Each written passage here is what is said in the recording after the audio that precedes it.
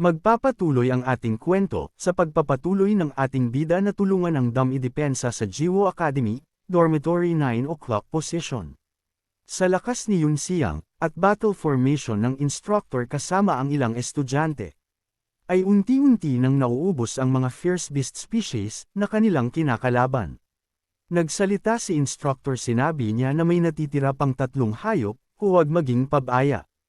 Panatilihin ang pagbuo. Sa utos niyang iyon ay agaran din naman sinang-ayunan ng kanyang mga kasamahan, 3 na lamang ang natirang halimaw dahil sa lakas at husay ng ating bida. Na halos isang atake lamang ang kailangan upang patayin ang mga halimaw dahil sa gamit niyang Fangtian na signature weapon ni Lubu. Ngunit, ayon sa system sa kasalukuyang natitirang kapangyarihan ng kaluluwa ni Yun Siang ay mas mababa sa 1%, ang construct ay didesarmahan pagkatapos ng 6 na paghinga. Pangalawang babala, ang natitirang soul power ay mas mababa sa 1%, ang construct ay madidisarma pagkatapos ng 4 na paghinga.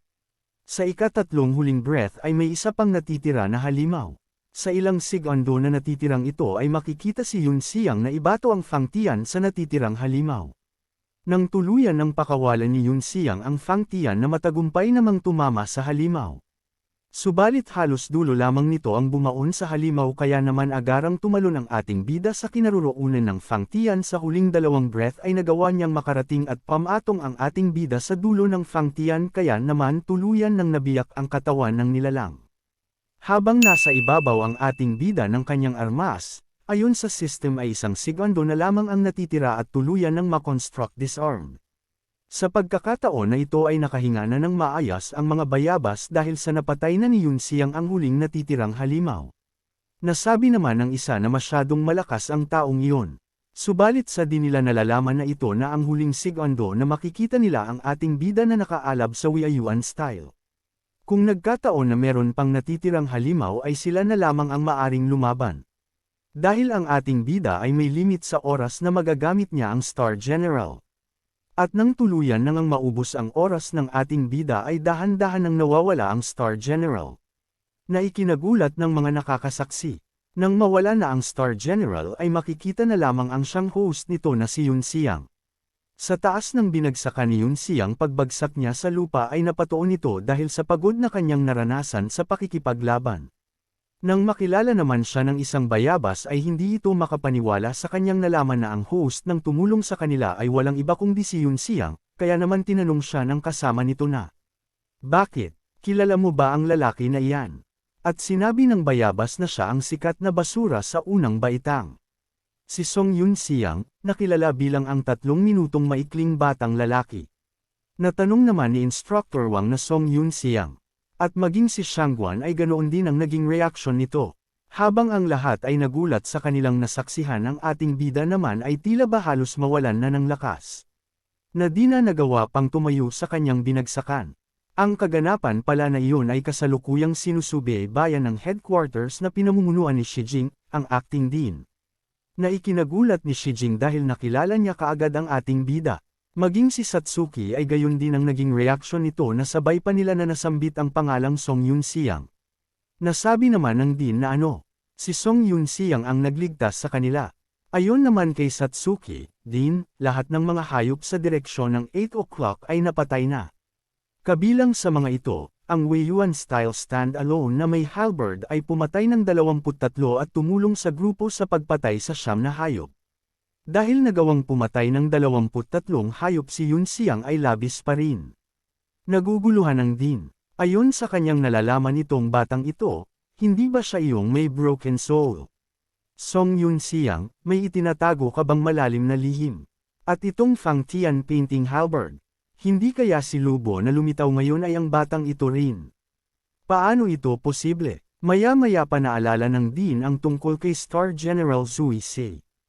Ayon sa alamat, ang Star Soul General na si Zuo Si ay maaaring magbago ng hugis ayon sa gusto mo, at malito ang mundo sa ilusyon ng iba't ibang hugis. Naging host na ba ni Zuo Si ang batang ito? Hindi kaya inayos ng old man ng pamilya Song ang batang ito sa Jiwo Academy para sa kapakanan ng pagplano ng Star Soul General na si Zuo Si? Hindi. Pagkatapos ng Beast Swarm, kailangan kong hulihin ang batang ito at pahirapan siya sa lalong madaling panahon. Matapos ang mga pag-iisip niyang iyon ay inutusan niya si Satsuki na kumpirmahin ang sitwasyon ng labanan sa lahat ng dako. Na mabilis namang ginawa ni Satsuki ang utos ng Dean. Mabalik tayo sa lugar kung asan ang ating bida. Nagsalita ang isa na Instructor Wang, inalis na ni Song Yun-siang ang construct, at tila sinasamantala niya ang battle gap para ayusin ang kanyang soul power. Ang pagpapanatili sa construct ay patuloy na mawawalan ng kapangyarihan ng kaluluwa, kaya hayaan natin ang lahat na desarmahan ang construct at samantalahin ang pagkakataong magpahinga sandali. Na sinang-ayunan na din ni Instructor Wang, sinabi niya na, lahat ng unit ay sumunod sa utos. Mag-disarmed ang lahat, makikita nga ang lahat ay nag-disarmed na. Matapos na makapag-star solution ang lahat ng estudyante at instructor, nagsalita si Instructor Wang sa lahat na hindi ko alam kung kailan lilito ang susunod na alon ng mga halimaw. Ang bawat isa ay ayusin ang iyong mga paghinga sa lugar, at ibalik ang inyong soul power ng mabilis hanggat maaari. Na mabilis namang sumagot ang lahat ng mag-aaral ng oo instructor. Makikita naman si Yun-siang na may hawak na 4 na pirasong talisman, maya-maya pa nagsalita ang ating bida na okay, tapos na. Matapos naman na masabi niya iyon ay may biglang tumawag sa kanya na bahagyang nilingon lamang ng ating bida kung sino ba ang nagsalita. Si instructor pala ang dumating, sinabi niya na salamat sa iyong suporta ngayon lang. Pwede ko bang itanong kung saang klase ka galing? Ano ang iyong pangalan? Dahil sa magalang naman ang nagsalita ay nagpakilala na din ang ating bida, sinabi niya na ako si Song Yun-siang, class 10, first year. Nagulat naman ang may gupit animoy biyak na pakwan, sinabi niya na teka. Si Song Yun-siang ba talaga yun? At ang nasa likod naman ay nagsalita paano magiging napakalakas ng first year student.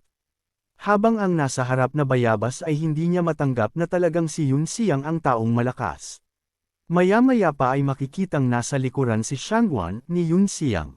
Nagsalita ito na Brother Song, salamat sa pagligtas mo sa akin ngayon. Ako si Shangguan Yinchin mula sa class 1 ng 3rd year. At nang marinig naman ng ating bida ang pangalang Shangguan Yinchin, ay bigla na bago ang ekspresyon ng pagmumukha nito, sinabi niya na ano. Shangguan Yinchin, anong coincidence? Ayon sa aking nalalaman si Shangguan Yinchin, ang host ng Star Soul General Long Shi. Pagkalipas ng 5 taon, sa mapagpasyang labanan sa pagitan ng Chando at Milun, ang pamilya Shangguan, isa sa 4 na pangunahing pamilya sa Chando, ay tumalikod, nagtaksil sa Chando. Itong baliw na babaeng ito, bilang dati kong kaaway, ilang beses na rin ako nitong inilagay sa panganib. Kung hindi lang swerte nung time na yon, malamang namatay na ako sa kamay niya. Sa lalim ng iniisip ni Yun-siang ay bahagyang nagtaka na si Instructor Wang. Maya-maya pa ay mabilis na hinablot ni Yun-siang ang braso ni Shangguan.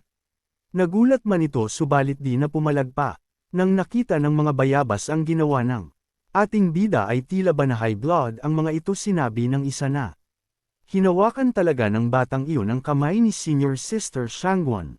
Ano ang gusto niya? What the moon? Ang ating bida naman nasabi niya sa isip habang hawak niya si Shangguan na. Hehe, Star Soul General Long Shi, ito ay talagang hindi tumatagal ng maraming oras upang makuha ito. Habang si Shangguan naman ay di maunawaan kung ano ba talaga ang nais ng ating bida sa kanya. Maya-maya pa ay inutusan ni Yun-siang ang system na Star Master System. Kopyahin ang kanyang Star Soul General para sa akin. Kapag nakopya ang kanyang Star Soul General, papatayin ko ang baliw na babaeng ito sa lalong madaling panahon. Sa ganitong paraan, maaari kong malutas ang isang mahirap at malakas na kaaway sa hinaharap ng maaga. Bagamat may maitim na plano ang ating bida kay Shangguan, ito naman si Shangguan ay iba naman ang iniisip. Ganito pala ang hawak niya sa kamay ko, di ba dapat umamin siya? Pero sabi ni tatay, son-in-law lang ang iniimbitahan ng pamilya namin, matatanggap kaya ni Song na maging son-in-law? Ngunit kung handa na ang kanin, kung ikakasal kami, maaaring hindi makatutol sina ama at panganay kong kapatid. Maya-maya pa natapos na ang Star Master System sa pag-analisa, sinabi ng system na copy failed, at ang target na ito ay hindi nagtataglay ng Star Soul General. Na siyang ikinagulat ni Yun-siang di niya maintindihan kung ano ba ang nangyayari. Walang Star Soul General, kaya naman sinabi niya sa system na Star Master System, nagkakamali ka ba? Inaalala naman ni Yun Xiang na ang baliw na babaeng ito dapat ang Star Soul General, ang host ni Long Chi, kung kaninong Star Soul ang kinopya ko sa huling buhay ko. Habang pinagmamasdan sila ni Instructor Wang, muli na namang sinubukan ng Star Master System na mag-analisa, posibilidad ng resulta ng pagsusuri una, sa puntong ito ng panahon. Hindi pa namatay ang dating host ni Star Soul General Long Chi. Pangalawang pagsusuri, sa mga oras na ito, ang Star Soul Dragon ay hindi pa lumilitaw, at ang Soul Jade ay nasa estado na walang host. Habang nangyayari ang pag-aanalisa ng system, si Shangguan naman ay tila ba nasasabik naman kung ano ang aaminin sa kanya ng ating bida. Bigla-bigla naman may naalala ang ating bida, ayon dito ang Soul Jade ng Long Chi ay dapat makuha ng pamilya ni Shangguan na naggalugad sa lihim na kaharian. Ayon sa oras ng huling buhay ko, dapat ay humigit kumulang 10 buwan bago lumitaw ang bagong lihim na kaharian sa mundo, sa tagal naman ng pagkakahawak ng ating bida kay Shangguan, nagkunwari na umubo si Instructor Wang. Kaya naman tila ba nahimasmasan na si Yun Xiang, sa kanyang ginagawang paghawak sa braso ni Shangguan, maya-maya pa ay binitawan na niya si Shangguan, sabay sinabing sorry, naging bastos ako. Sorry, Shangguan. Hindi kita nasaktan di ba? Sinabi naman ni Shangguan na, hindi, ayos lang naman yun. Habang nagsasalita, mababakas naman sa pagmumukha nito na nagpapakyut sa ating bida. Pabulong naman niyang sinabi na kilala ako ni Junior Brother Song noon. Bakit ngayon ka lang na-excited? Ayon naman sa usap-usapan ng mga bayabas, si Senior Sister ay kung titingnan tila ba may kakaiba sa mga kilos niya, at sinabi ng isa ay pati boses niya ay nabago. Dagdag pa ng isa na, hindi ito ang Senior Sister Shangguan na kilala namin. Nakakapagtaka talaga, sinabi naman ni Yun Xiang kay Shangguan na hindi. Narinig ko lang ang Senior Sister Shangguan noon. Na-excited ako na makita ka ng personal at aksidente na nag-grab ko ang braso mo ako ay humihingi ng paumanhin. Nang marinig naman ng mga bayabas ang sinabi ng ating bida, ay umusok ang mga ito sa galit sinabi pa ng isa na itigil ang pagsisinungaling. Malamang may masamang motibo ka. Malinaw na gumagawa ito ng isang layunin, ayon naman sa may gupit biyak na pakwan ay lumayo ka sa aming Senior Sister. Matapos naman ang pangyayari na iyon, kinuha ni Yun Xiang ang lalagyan ng Soul Renewal Pill, at nagkonsume ng isang piraso. Nang makonsume na niya ay tinawag naman niya si Shangguan, Senior Sister Shangguan, iunat mo ang iyong kamay. Naagaran naman niyang iniaabot ang kamay, at inisip na ano kaya ang gusto niya. Gusto niya ba ulit hawakan ang kamay ko? Maya-maya pa habang hawak niya ang mukhang mamula-mula na. Nagsalita na Junior Brother, maging gentleman ka lang sana. Nang napansin ni Yun Xiang ang kakaibang ikilos ni Shangguan ay tila ba diring-diri ang ating bida. Sinabi niya kay Shangguan na, hindi yan ang ibig ko sabihin, ibuka mo lang ang kamay mo at pagtapos ay buksan mo.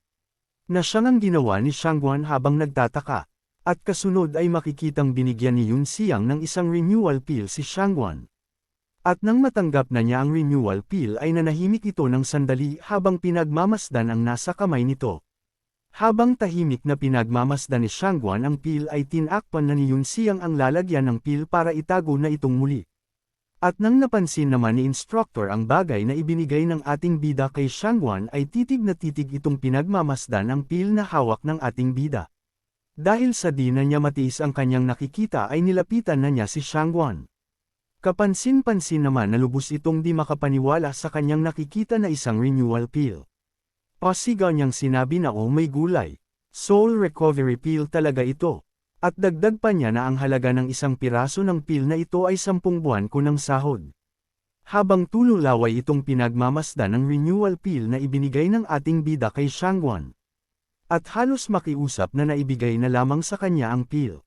Nagsalita naman si Shangguan na, ito ay para sa akin. At habang laway na ang instructor, nagsalita na si Yun Xiang sinabi niya kay Shangguan na ito ay para sa iyo. Kunin ito, upang ibalik ang iyong kapangyarihan sa labanan sa lalong madaling panahon. Matapos naman niyang sabihin iyon, nasabi ng ating bida sa sarili na ayon sa nakaraang buhay ko, hindi ko siya nailigtas sa oras na ito, siya ay dapat na may ilang mga life-saving card o no dying lock. Ngunit ngayon ang kasaysayan ay ginulo ng aking mga aksyon. Kailangan kong subukan ang aking makakaya upang matiyak na ang baliw na babaeng ito ay hindi mamamatay hanggat hindi niya nakukuha ang Star Soul General. Makikita naman na tuluyan ng kinain ni Shangguan ang renewal pill. Kaya naman halos mawasak na ang mundo ni Instructor Wang. Nang makonsume na nga ni Shangguan ang pill ay nakaramdam ito ng isang kakaibang enerhiya, sinabi niya na paano ito posible. At makikita din na dahan daw ang nawawasak ang suot nitong uniform dahil sa lakas ng enerhiyang lumalabas sa kanyang buong katawan. At nang halos damit panloob na lamang ang natitira niyang suit, sinabi niya na ang majestic soul power ng pill na ito ay mayaman at mainit. Hindi lang ito nakakapuno sa akin ng instant, but also umaapaw na ito katulad ng malakas na alon. Parang ang katawan ko ay naka-infuse ng billions of stars. Ito ay isang hindi kapanipaniwalang pakiramdam. Ang kalidad ng soul recovery pill na ito ay mas maganda kaysa sa anumang nakuha ko. At hindi ko mapagkumpara sa lahat.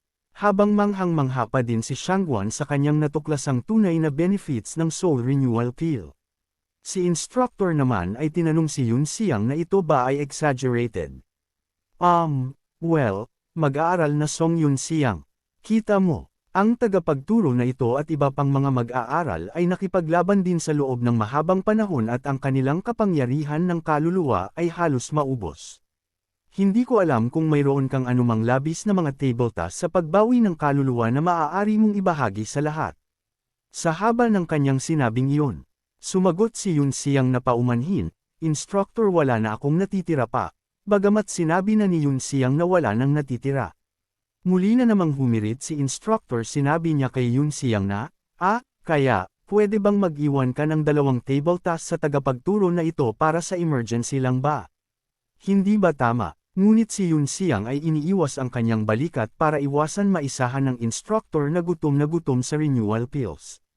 Dahil sa pakiusap ng instructor sa ating bida may inilabas siyang talisman. At sinabi kay instructor na bagaman walang labis na kaluluwa na nagbabago ng tableta para sa lahat. Ngunit malulutas ko ito sa ibang paraan. Kaya naman tumigil na ang pangungulit ng instructor. Ang mga bayabas naman na nasa isang gilid, na hindi marinig kung ano ba ang pinag-uusapan ni na instructor at Yun Xiang ay nagtataka na dahil sa tagal ng kanilang pag-uusap. At hindi na pinatagal pa ng ating bida habang nasa kamay niya ang mga talisman ay agara na din inihanda ang formation na kanyang isasagawa sa lugar upang mapawi ang mga pinsala ng lahat ng naririto. At habang isinasagawa ni Yun Xiang ang formation ay kapansin-pansin na nab-I-believe si Instructor Wang sa kanyang nasasaksihan. Nang tuluyan na nga mabuo ang formation ay nabalot ng enerhiya ang lugar na nasasakupan nito. Sa patuloy na paglabas ng enerhiya na nagmula sa formation ni Yun Xiang, makikita naman ang mga bayabas na kanina lamang ay natutuyot na. Subalit ngayon ay nabubuhay na dahil nadiligan.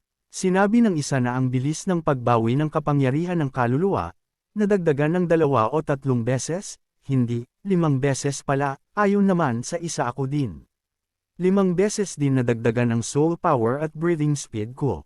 Nasabi naman ng isang instructor na ito ay isang 4th level formation star array.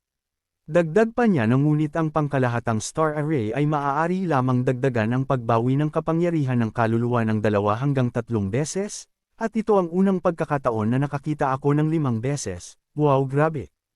Habang ang lahat ay manghang-mangha sa formation na binuo ng ating bida.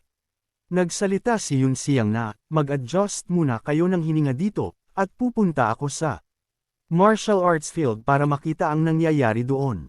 At nagpaalam na ang ating bida sa lahat ng mga nakasama niya dito. Pagtapos ay nag-construct na ng Wei Yuan style, habang hawak ang Fangtian weapon. Naagaran na din umalis, sa lakas ng impact ay bahagyang naapektuhan ang dalawa na si Shangguan at Instructor Wang. Subalit biglang sumigaw itong si Shangguan, sinabi niya na sandali lang sasama ako sa iyo.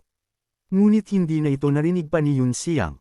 Nang tuluyan ng makaalis ang ating bida, dahil sa mabilis na gumaling ang pinsala ni Shangguan ay inilabas na niya ang kanyang soul charms. Mabilis itong nag-construct at mabilis na ding umalis upang sundan si Yun Xiang sa martial art field. Sa ginawang pagsunod ni Shangguan sa ating bida ay ikinagulat ng lahat ang kanyang naging pagpapasya. At galit na sumigaw si Instructor Wang na, "Hoy! Shangguan, bumalik ka rito! Kailangan nating ipagtanggol ang posisyong ito." Ayon naman sa isang bayabas na gupit biyak na pakwan ay useless na yan instructor malayo na ang narating nila, ito ang Jiwoo Academy Central Area. Nakasalukuyan ng humaharap pa din sa mga halimaw, ang mga tagapagtanggol sa lugar na ito. Yan Wuchang 8 o'clock position of team defense. Sinabihan ni Instructor Obe ang number 3 na umatras muna at magpahinga. Kasunod nito ay sinabi niya kay Instructor Cheng na palitan muna ang posisyon ng number 3. Agaran din namang sinunod ni Instructor Cheng. At makikita ang isang halimaw nagsalita si Instructor Obe na, "Good. Ito na lang ang nag-iisang naiwan." At nagbigay siya ng command sinabi niya na number 1, 2, 7 at 8 panatilihin ang defense. At sinabi niya sa number 3, 4, 5 at 6, sumunod sa akin at tapusin na ang isang halimaw na ito. Sa susunod nating video ay sama-sama nating alamin ang gagawin ni Yun Siang na pagtulong sa martial art field. Na nahaharap sina Instructor Obe at Instructor Cheng sa mga halimaw, at alamin din natin ang mangyayari sa pagsunod ng Nagayuma na si Shangguan. Dagdag pa kung ano ang magiging reaksyon ng mga instructor sa may sirang soul vein walang iba kundi ang ating bida na si Yun Siang.